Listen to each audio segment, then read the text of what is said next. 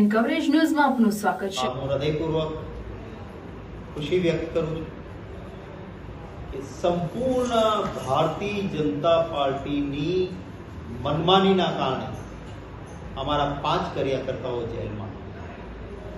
કહેવાય છે દરબાર में ऊपर वाले के देर है अंधेर नहीं।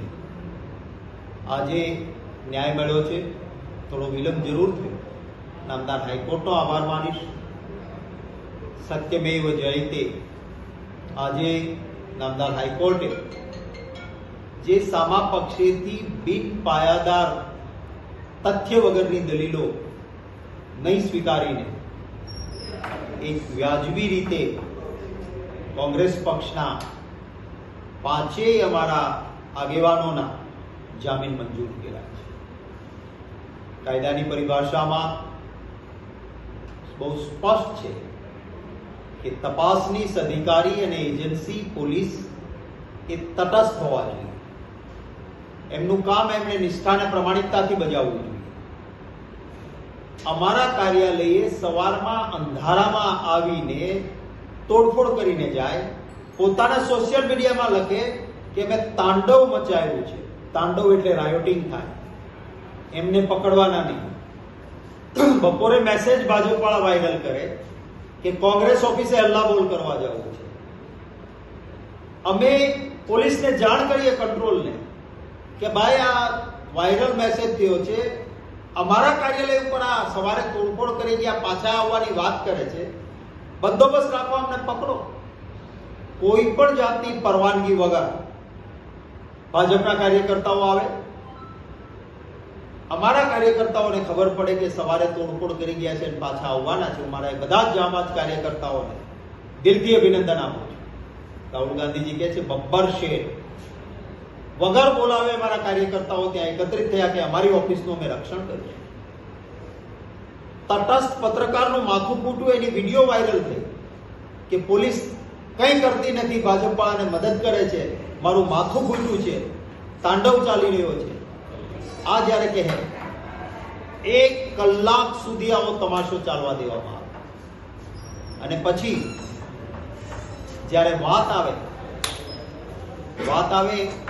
પકડવાની, તો જેમણે ફરજમાં રૂકાવટ કરી છે, મારી પાસે વિડીયો છે, ભાજપના એ ગુંડાઓને પોલીસના ડબ્બામાંથી દાદાગીરી કરીને ભાજપના એક ધારાસભ્યનો દીકરો ઉતારે, એને નહીં પકડવાના। જે પકડાયેલા છે ડબ્બામાં એને પોલીસ સ્ટેશન લઈ જઈને જવા દેવાના, અને કોંગ્રેસના કાર્યકર્તાને એરેસ્ટ કરવાનું જે કામ કર્યું છે, હું ચોક્કસ હજી સ્પેશિયલ ક્રિમિનલ કરીશ। હું સુપ્રીમ કોર્ટ સુધી પણ જઈશ। જે વલણ રહ્યું છે એ બિલકુલ વ્યાજબી નથી। કેમ હજી સુધી ભાજપનો એક પણ કાર્યકર્તા તમે પકડતા નથી? અમે તો તમને કહ્યું હતું કે આવો ને ફરજ બજાવો,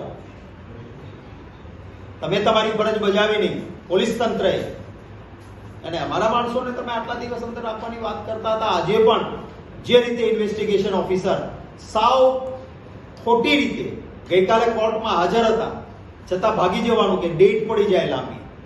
નામદાર હાઈકોર્ટનો આભાર માનીશ કે નામદાર હાઈકોર્ટે લાંબી ડેટ ના આપી, આજે આઈઓને હાજર રહેવું પડ્યું, અને ત્યારે પણ મિસગાઈડ કરવાના પ્રયત્નો।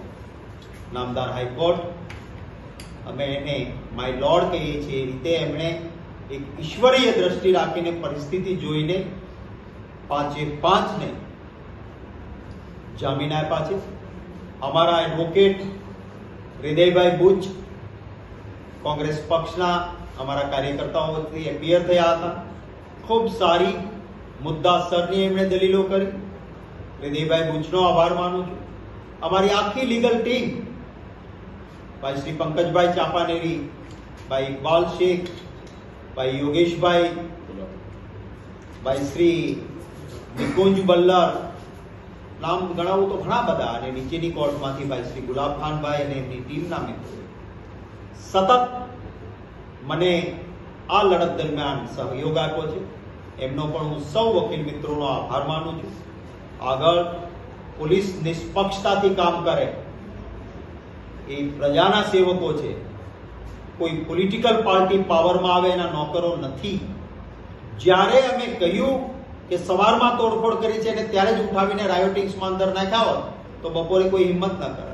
બપોરે આવે છે એના મેસેજ વાયરલ, પથ્થરબાજી કરવા આવે છે એવા મેસેજ. અમે પોલીસ કંટ્રોલને કહ્યા પછી વગર મંજૂરી આવતા લોકોને અમારા ઓફિસના રસ્તે શું કામ વળવા દે? આશ્રમ રોડથી જ એને પકડીને લઈ જવા જોઈએ. અમને તો ક્યારેય તમે આંદોલન કરવા દેતા નથી. વગર મંજૂરી આ ગુંડાઓ આવ્યા, એને કેમ પોલીસે આવવા દીધા? પોલીસ તોહમતદારના કઠેરામાં જરૂર છે. 121 એટલે કે ફરજમાં રૂકાવટ કેવી રીતે અમારા સામે લાગે ભાઈ? ફરજ બજાવવા તો અમે તમને બોલાવ્યા હતા, તમે તમારી ફરજ બજાવી નહીં. ભાજપ વાળાએ તમારા પર પથ્થરમારો કરે, ફરજ બજાવવા ન દે અને ઉલટો ચોર કોટવાળને ટકે. પણ આ વખતે હું આ લડતને સંપૂર્ણ લોજિસ્ટિકલ એન્ડ સુધી લઈ જવા માંગુ છું કે ભવિષ્યમાં કોઈ પોલીસ તંત્રના અધિકારી કે કર્મચારી પણ મનમાની ન કરે. પકડો હવે. એક પણ કેમ હજી ભાજપ વાળાને નથી પકડ્યું? કોંગ્રેસ વાળા જ તમને દેખાય છે. હવે એક પણ કોંગ્રેસના કાર્યકર્તા ઉપર આ રીતે કરશે તો છે અદાલતો, આવડે છે, અમને કરી. ऐसे ही अन्य खबरों के लिए चैनल को सब्सक्राइब कीजिए। खबरों का नोटिफिकेशन पाने के लिए बेल आइकॉन को जरूर दबाएं।